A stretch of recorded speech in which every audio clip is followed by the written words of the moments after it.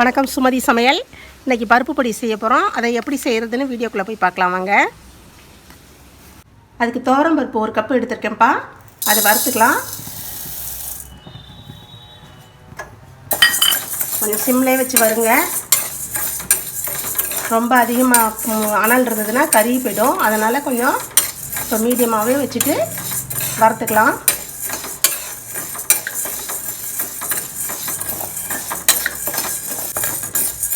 நல்லா வறுத்தாச்சுப்பா.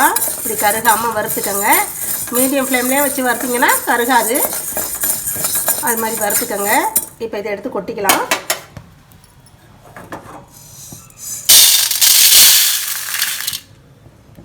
இப்போ துவரம்பருப்பு 1 கப் எடுத்தோம். அதே மாதிரி பாசி பருப்பும் 1 கப் எடுத்து வறுத்துக்கலாம்.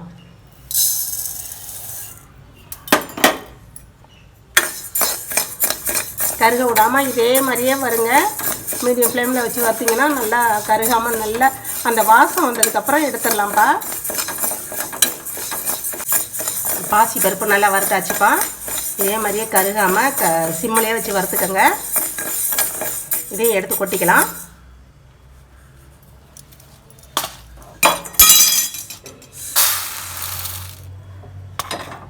பொட்டுக்கல்ல 1 கப் போட்டுக்கலாம்ப்பா. அதையும் லைட்டாக வறுத்துக்கலாம். இது ரொம்ப நேரம் வறுக்கணும்லாம் அவசியம் இல்லை. சூடு ஏறினா போதும். பொட்டுக்கல்லையும் வறுத்தாச்சு. இதையும் எடுத்து கொட்டிக்கலாம். கட்டி பெருங்காயம் வச்சுருக்கேன்ப்பா. இதையும் போட்டு வறுத்துக்கலாம். கட்டி பெருங்காயம் போட்டேன். இந்த பாருங்கள் வறுத்துருச்சு. எண்ணெய் ஊற்றாமையே இப்படியே வறுத்து எடுத்துக்கோங்க.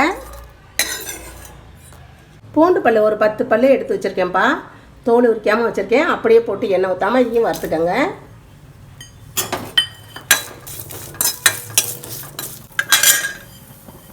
ஜீரகம் ஒரு 1/2 ஸ்பூன் எடுத்து வச்சுருக்கேன். அதையும் இந்த பூண்டோடையே போட்டுக்கோங்க. பூண்டை ரொம்ப ஜீரகத்தை ரொம்ப கருக விட்றாதீங்க. லைட்டாக வறுத்தா போதும்.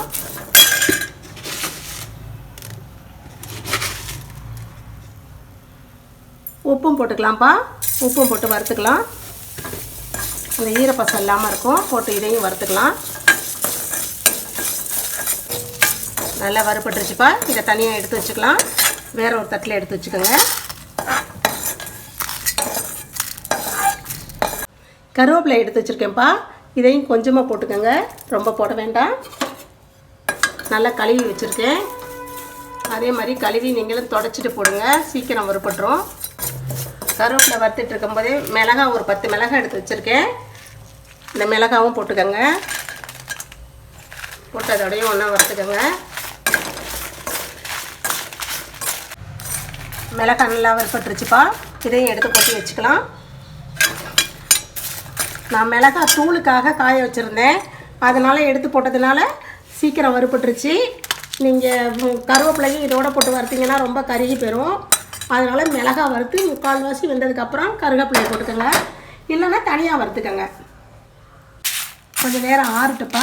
ஆறுனதையும் மிக்சியில் போட்டு அரைச்சிக்கலாம். இந்த மிளகாய் காம்பெல்லாம் கிள்ளிக்கலாம்.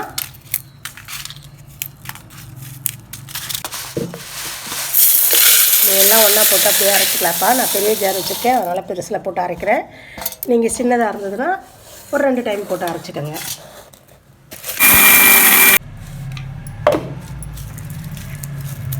இப்போ தோலெல்லாம் எடுத்துகிறோம். இப்படி வறுத்தோன்னு வச்சுக்கோங்களேன். இந்த தோலெல்லாம் வந்துடும்.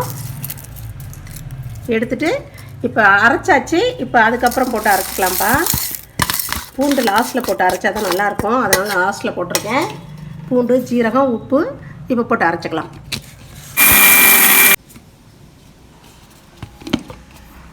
பருப்பு பொடி அரைச்சிட்டு வந்தாச்சுப்பா. இப்போ இதை எடுத்து ஒரு பவுலில் கொட்டி வச்சுக்கலாம். இந்த ஜாரில் அரைச்சதுனால கொஞ்சம் ஹீட் இருக்கும். அது கொஞ்சம் குறையட்டும். அதுக்கப்புறம் நீங்கள் எடுத்து ஏதாவது ஒரு பாக்ஸில் போட்டு வச்சுக்கோங்க. இது கொஞ்சம் குறைன்னு அரைச்சிருக்கேன். எல்லாம் நைஸாக அரைப்பாங்க. நான் கொஞ்சம் குறைன்னு அரைச்சிருக்கேன். இதை நெய்யோடையோ எண்ணெயோடையோ போட்டு சாப்பிட்டிங்கன்னா ரொம்ப நல்லாயிருக்குங்கண்ணே. அது மாதிரி போட்டுக்கோங்க. இந்த பருப்பு பொடியே கொஞ்சம் தண்ணி ஊற்றி அப்படியே மிக்ஸ் பண்ணிங்கன்னு வச்சுக்கோங்களேன். கெட்டியாக எடுத்து வச்சுக்கிட்டிங்கன்னா கஞ்சி சாதம், ரசம் சாதம் இதுங்களோட வச்சு சாப்பிட்லாம். ரொம்ப டேஸ்ட்டாக இருக்குங்கண்ணே. அது மாதிரி சாப்பிட்டு பாருங்கள் செஞ்சு. நீங்களும் அதே மாதிரி செஞ்சு பார்த்து லைக் பண்ணுங்கள், ஷேர் பண்ணுங்கள், கமெண்ட் பண்ணுங்கள், சப்ஸ்கிரைப் பண்ணுங்கள். தேங்க்யூ.